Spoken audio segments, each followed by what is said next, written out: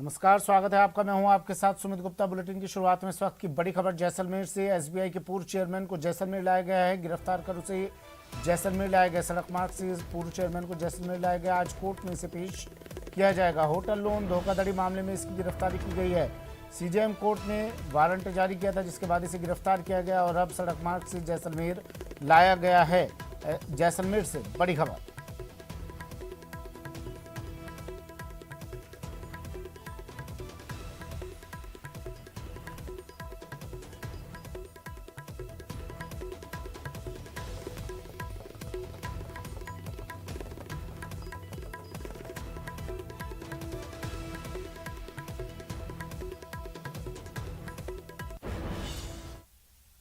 शुरू करते हैं सुपरफास्ट खबरों का सिलसिला।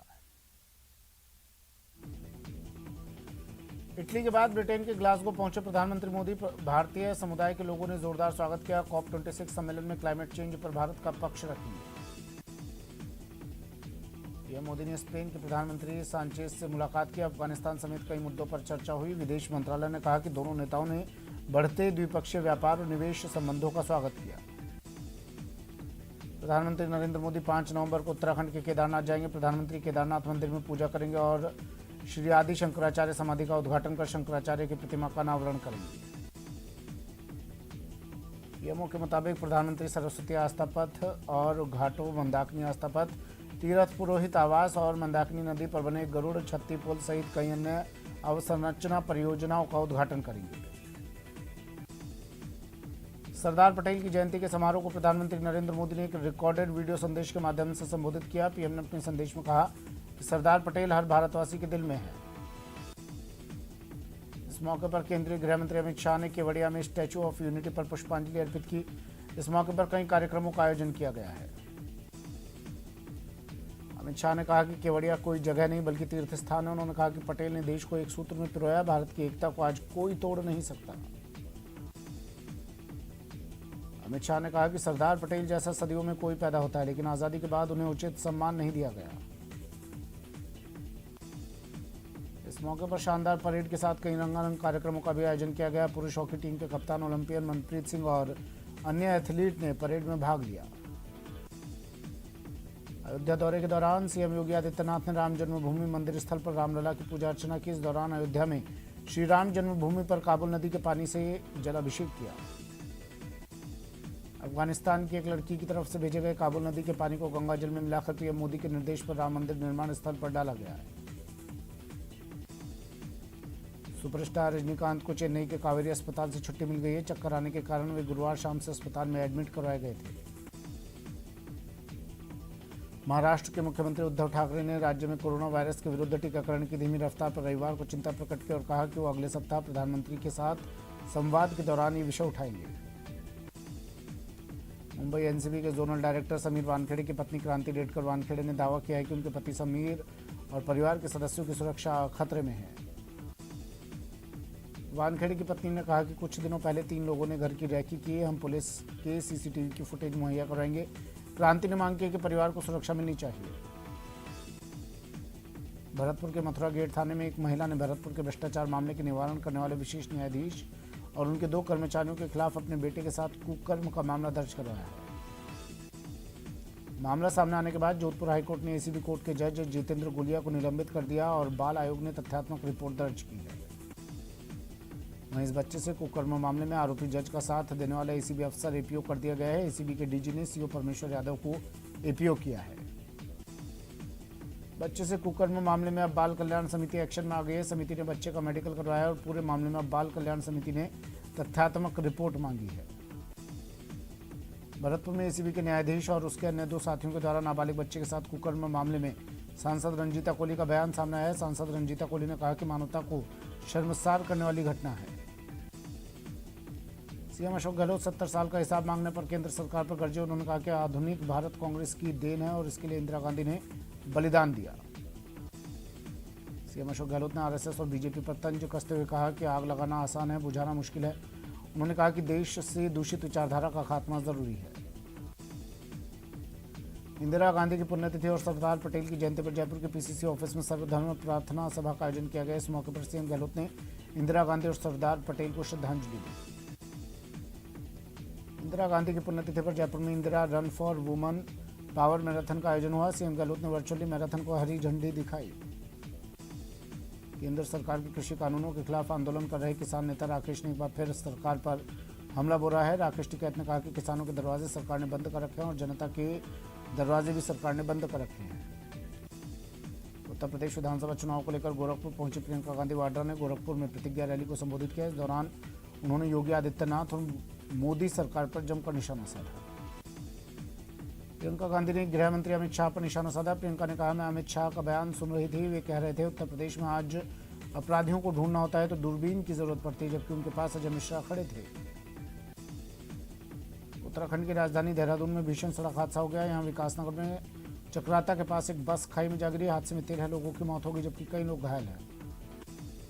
धैर्यवाद विधानसभा उपचुनाव मतदान के बाद सभी ईवीएम को कड़ी सुरक्षा में प्रतापगढ़ जिला मुख्यालय स्थित राजकीय सीनियर सेकेंडरी स्कूल नीमच नाके में रखवाया गया है। सीकर में मार्क्सवादी कम्युनिस्ट पार्टी का 3 दिवसीय राज्य सम्मेलन रविवार को सीकर में शुरू हुआ। सम्मेलन में पार्टी के पोलित ब्यूरो के सदस्य प्रकाश करात सीकर पहुंचे।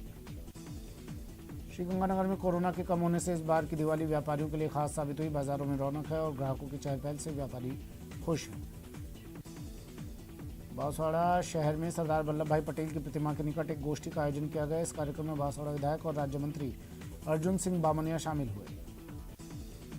चूरू जिला अस्पताल में गंदे पानी, कचरे और बायोमेडिकल वेस्ट की समस्या के समाधान के लिए जल्द ही कार्य शुरू होने जा रहा है।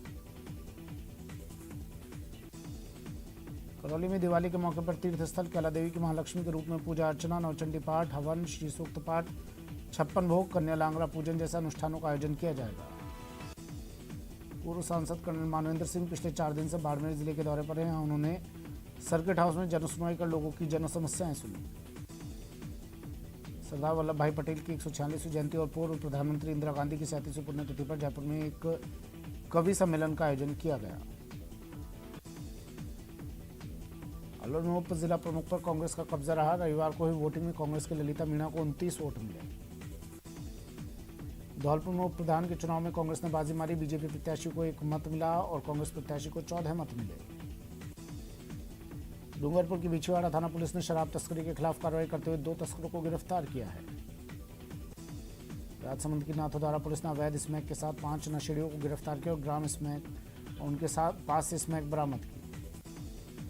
दौसा में पूर्व चेयरमैन इंदिरा बंशीवाल के देवर और कॉन्ट्रैक्टर जगदीश बंशीवाल के घर में चोरों ने 20 तोला सोना और 5 किलो चांदी पर हाथ साफ कर दिया।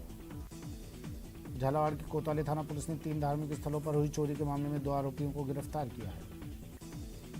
चूरू में सौतेली मां ने 20 साल की बेटी को पैसों के लिए 3 बार हैवानों के हवाले कर दिया। पीड़िता ने चंगुल से निकलकर पुलिस थाने में सौतेली मां और अन्य 6 लोगों के खिलाफ एफआईआर दर्ज करवाई।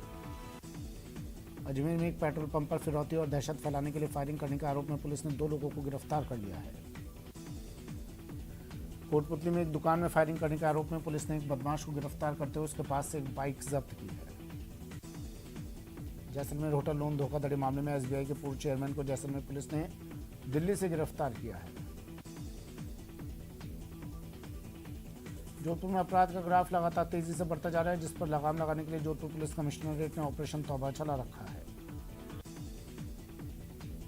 टोंक में त्योहारी सीजन को लेकर युद्ध अभियान के तहत चिकित्सा एवं स्वास्थ्य विभाग की टीम ने दुकानों में मावे, मिठाई और खाने की अन्य सामग्रियों के सैंपल लिए। चूरू में पुलिस ने बोलेरो गाड़ी चोरी करने के आरोप में 2 लोगों को गिरफ्तार किया। आरोपियों के पास से चोरी की बोलेरो भी बरामद की गई। बांसवाड़ा महात्मा गांधी अस्पताल में दिनेश चंद्र राठौर ने बताया कि रविवार को एक युवक ने अचानक उन पर चाकू से हमला कर दिया, जिसमें वो घायल हो गए। जोधपुर के रातानाड़ा थाना क्षेत्र में एक युवक सगाई के 3 दिन बाद किसी अन्य युवती के साथ भाग गया था, जिसे दस्तयाब कर लिया गया है। कोटा ग्रामीण की सुकेत थाना पुलिस ने अवैध मादक पदार्थ के खिलाफ बड़ी कार्रवाई करते हुए 5 लाख रुपए के डोडा चूरा सहित हरियाणा के 2 तस्करों को गिरफ्तार करने में सफलता हासिल की है। चूरू में अस्पताल में भर्ती महिला पेशेंट को लेकर पीहर और ससुराल पक्ष के लोगों में झगड़ा हो गया। चूरू की तारानगर पुलिस ने कस्बे से चुराई गई बोलेरो जीप मामले में खुलासा करते हुए 2 शातिर चोरों को गिरफ्तार किया है। कोटा के मकबरा थाना पुलिस ने कार्रवाई करते हुए चाकू से हमला करने के मामले में 2 आरोपियों को गिरफ्तार किया है।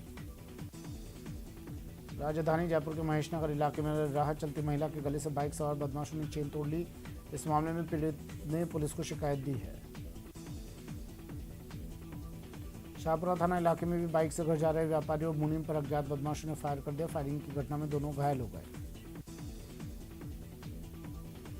झुंझुनू के नवलगढ़ थाना पुलिस ने सराफा व्यापारी को धमकाने और 5 लाख की रंगदारी मांगने वाले आरोपी को गिरफ्तार किया है। चूरू में ऑटो टिपर और बाइक की भिड़ंत का सीसीटीवी फुटेज सामने आया। इसी सीसीटीवी फुटेज से पुलिस आरोपी ऑटो टिपर ड्राइवर की पहचान कर पाई है।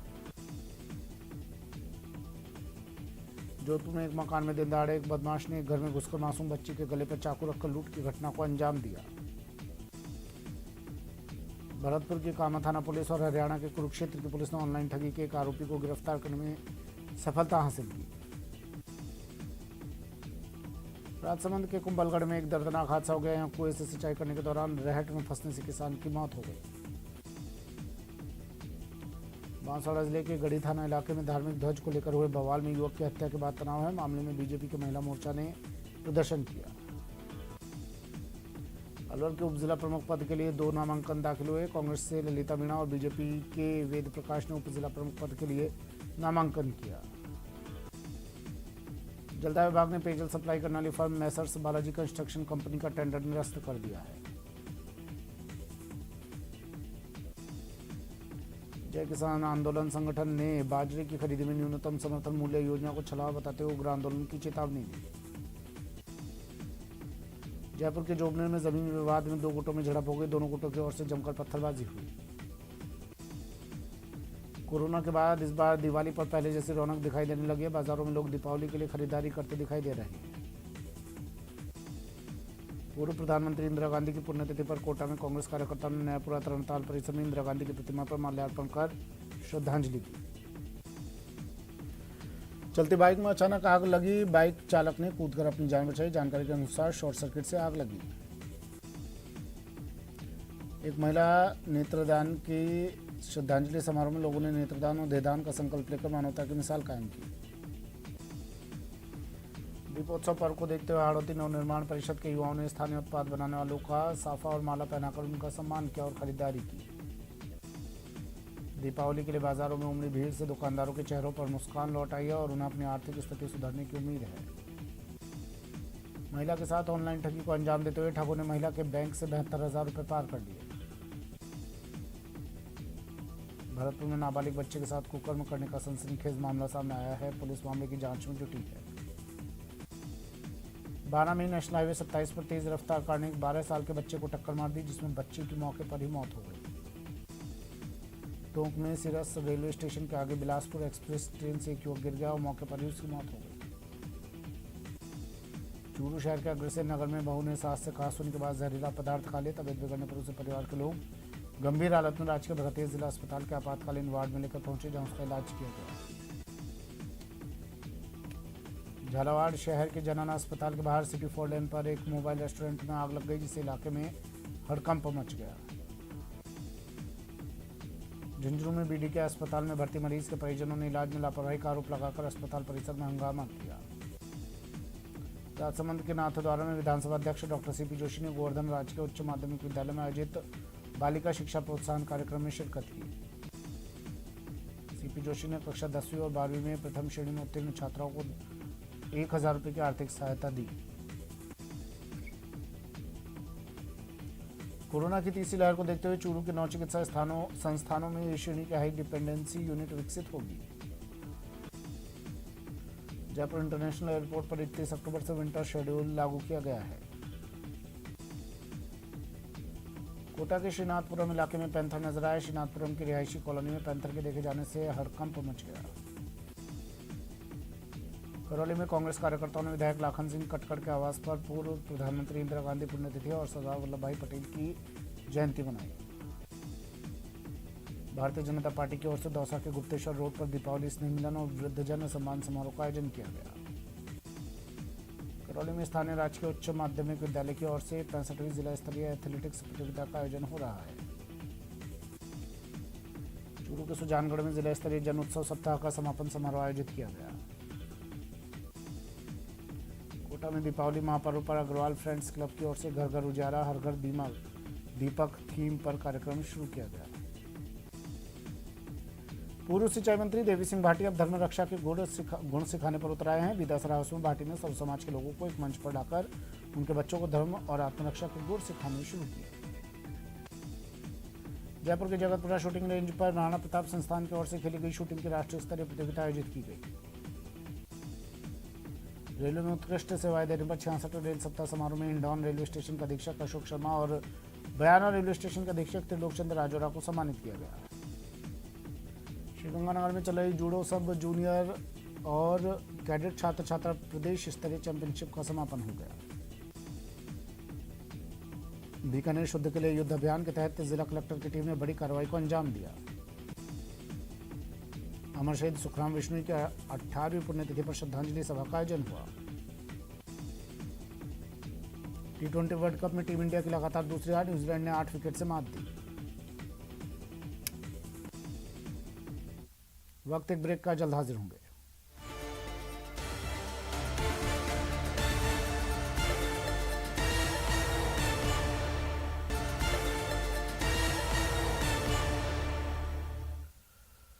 ब्रेक के बाद स्वागत है आपका। बढ़ते हैं अगली खबर की ओर।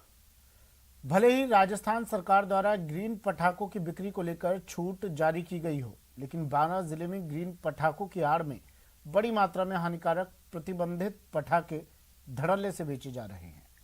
जिले के अटरू रोड स्थित एक बड़े गोदाम से करोड़ों रुपए के प्रतिबंधित पटाखे बेच दिए गए। अभी भी ग्रीन पटाखों की आड़ में वहां प्रतिबंधित पटाखों की बिक्री जारी है।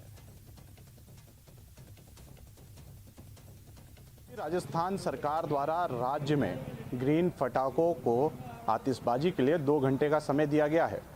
ग्रीन पटाखों की इस मिली छूट के बाद राजस्थान में जगह जगह पटाखों की बिक्री हो रही है, लेकिन बारां में ग्रीन पटाखों के नाम पर जो पटाखे बिक रहे हैं वो वही प्रदूषण फैलाने वाले पटाखे हैं।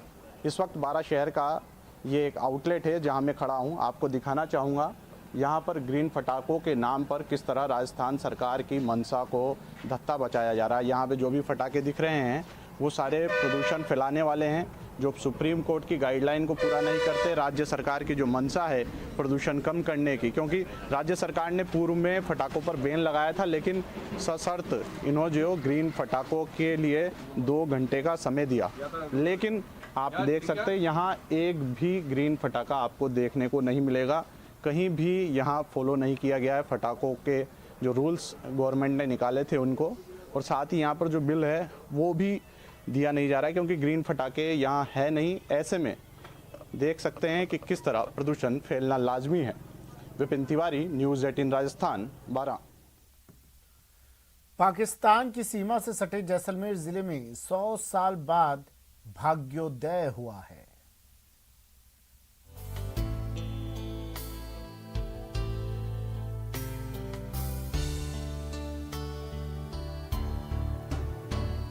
प्रदेश के दुर्गम क्षेत्रों की फेहरिस्ट में शामिल जैसलमेर के जैसाण में अब खुशियां लौटने लगी हैं। यहाँ के पत्थर, पवन और पर्यटन जिले के विकास को रफ्तार देने लगे हैं।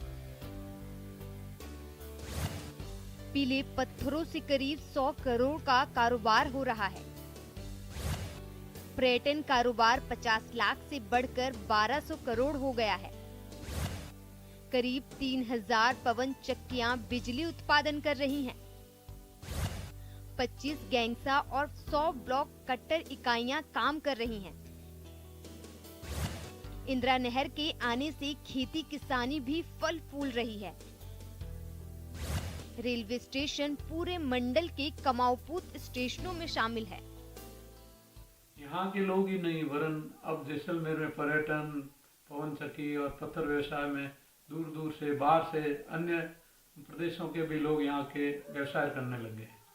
पर्यटन के बाद में अगर पत्थर व्यवसाय की बात करें तो पत्थर व्यवसाय में आज की तारीख में जैसलमेर में कम से कम 200 से 250 के करीब ब्लॉक कटर लगे हुए हैं। पत्थर, पवन और पर्यटन, ये तीनों चीजें पर जो है वो जैसलमेर के लिए अहम है, और इससे जैसलमेर के दिन फिरेंगे और एक बार पुनः नया जैसलमेर बनेगा। तो यहाँ पर पर्यटन को बढ़ावा देने के लिए और पर्यटकों की सुविधा के लिए कई विकास कार्य करने के लिए तैयार है, और हमारे कई कार्य हैं जिनकी निविदाएं या तो हो चुकी है या वो प्रगति में। मध्ययुग में जैसलमेर सिल्क रोड के रूप में मशहूर था। यहीं से होकर तत्कालीन भारत का बेशकीमती सामान मध्य पूर्वी एशियाई देशों तक पहुंचता था। जानकार बताते हैं कि करीब 100 साल तक अमावस्या को आने वाली दिवाली केवल काली रात का ही एहसास कराती थी, लेकिन इस बार उम्मीदों के बीच रोशनी से नहाते आसमान में विकास का साकार रूप देखा और महसूस किया जा सकता है। जैसलमेर प्राचीन काल से ही व्यापार का केंद्र रहा है। जैसलमेर पुराने समय से सिल्क रूट का एक केंद्र रहा है। इस सिल्क रूट के जरिए ही व्यापारी लोग चीन, मध्य एशिया, उत्तरी Africa, Uzbekistan, Iraq, Iran, Afghanistan जाकर व्यापार करते थे। भारत का जो मसाला उद्योग है वो भी सिल्क रूट के जरिए ही विदेशों में जाता था। जैसलमेर जिसे सिल्क रूट कहा जाता था, समय ने करवट बदली तो इसे काले पानी की संज्ञा भी मिली, लेकिन फिर जैसलमेर का भाग्योदय हुआ है। पीनपा ने जैसलमेर को पंख लगा दिए हैं। पर्यटन व्यवसाय, पत्थर व्यवसाय और पवन ऊर्जा संयंत्र जो करीब 3000 के आसपास जैसलमेर में है, उन्होंने जैसलमेर का भाग्योदय किया है और अब धन लक्ष्मी की कृपा जैसलमेर पर होने लगी है। जैसल वासियों के साथ ही बाहरी लोग भी अब यहाँ आकर व्यवसाय कर रहे हैं और जैसलमेर फिर सिल्क रूट बनने की कगार पर है। श्रीकांत व्यास, न्यूज़ 18, जैसलमेर।